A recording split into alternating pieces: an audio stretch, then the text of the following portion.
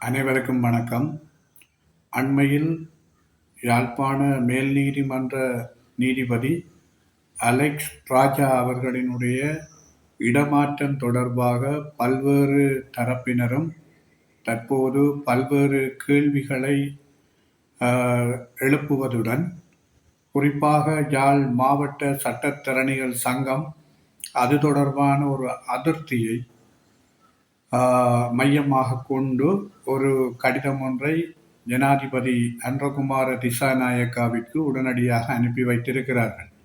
உண்மையாக நீதிபதி அலெக்ஸ் ராஜா அவர்கள் கடந்த 4ஆம் மாதம் 22ஆம் தேதி 2026ஆம் ஆண்டு யாழ்ப்பாண மேல் நீதிமன்ற நீதிபதியாக நியமிக்கப்பட்டதன் பிற்பாடு அவர்களுடைய அந்த நீதிமன்ற நடவடிக்கைகளின்படி சில முக்கியமான தீர்மானங்களை அவர் எடுத்திருக்கிறார், முடிவுகளை எடுத்திருக்கிறார், அதாவது நீதிமன்ற கட்டளைகளை பிறப்பித்திருக்கிறார்.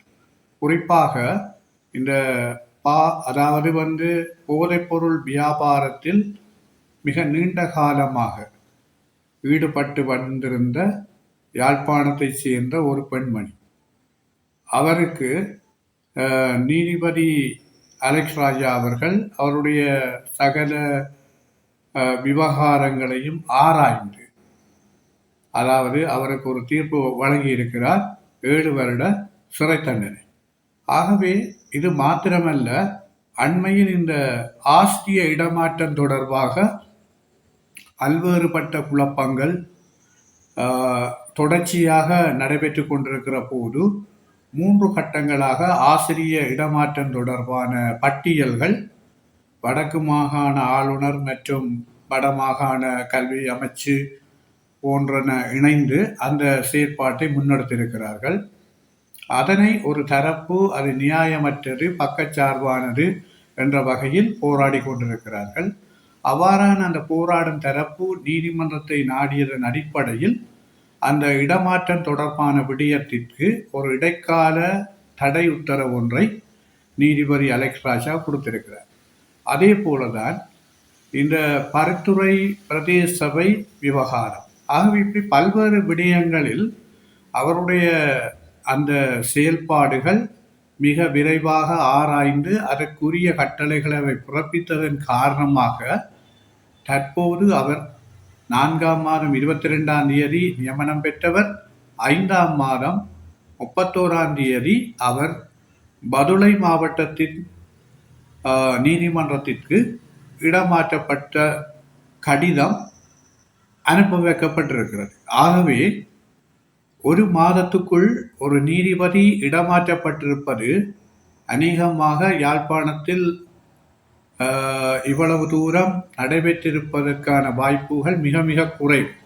அவ்வாறு இருக்கும்போது நீதிபதி அலெக்ஸ் ராஜா அவர்கள் இவ்வாறு உடனடியாக பதுளை மாவட்டத்திற்கு, அதாவது கிட்டத்தட்ட யாழ்ப்பாணத்திலிருந்து 350 கிலோமீட்டர்களுக்கு அப்பால் உள்ள ஒரு நீதிமன்றத்துக்கு இடமாற்றப்பட்டிருக்கிறார் என்று சொன்னால், இது அநேகமாக பலரும் சந்தேகப்படுகிற வகையில் இது ஒரு அரசியல் ரீதியான பழிவாங்கலாகத்தான் இருக்கக்கூடும் என்பதில் அவருடைய 1 மாத கால நடவடிக்கைகளும் அதற்கு பின்னரான இந்த இடமாற்றத்துக்கான காரணங்கள் என்ன வகையான காரணங்கள் என்பது வெளிப்படையாக கூறப்படாவிட்டாலும், இடமாற்றத்துக்கான காரணங்களை சந்தேகிக்கிறவர்களுக்கு வாய்ப்பானதாக ஒரு அரசியல் தலையீடு இருப்பது என்பதை நாங்கள் உறுதிபட சொல்லக்கூடியதாக இருக்கும்.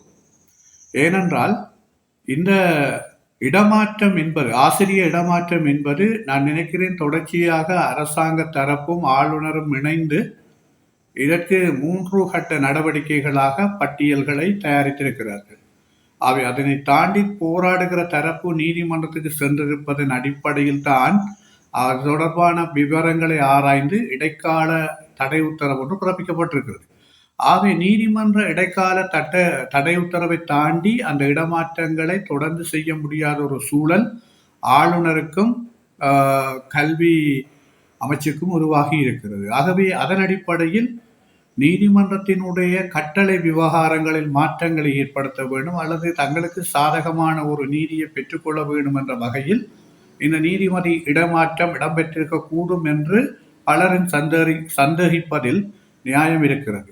ஆகவே கடந்த கால அரசுகள் எப்படி நீதித்துறைக்குள்ளும் சகல துறைகளிலும் தலையீடுகளை வைத்து தங்களுக்கு சாதகமான செயற்பாடுகளை செய்தார்களோ அதே போன்றுதான் தற்போது வந்திருக்கிற அரசும் நீதிமன்ற கட்டமைப்புகளை சுயாதீனமாக இயங்க விடாது அதில் அரசியல் தலையீட்டை கொண்டிருக்கிறது என்பதற்கு இது ஒரு மிகப்பெரிய ஆதாரமாக அமையப்போகிறது. ஆகவே ஜனாதிபதி இப்படி ஒரு அரசியல் தலையீடு ஏற்பட்டிருந்தால் அதனை உடனடியாக ஆராய்ந்து இந்த நடவடிக்கை, அதாவது அலெக்ஸ் ராஜாவினுடைய இடமாற்றத்தை தடுக்க வேண்டும்.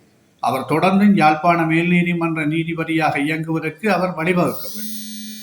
அது மாத்திரமல்ல, குறிப்பாக கடந்த கால ஆட்சியின் போது முல்லைத்தீவு மாவட்ட நீதிபதி சரவணராஜா அவர்கள் ஏன் நீதிபதி பதவியை விட்டு ஓடினார் என்பது எல்லோருக்கும் தெரிந்த விடயம்.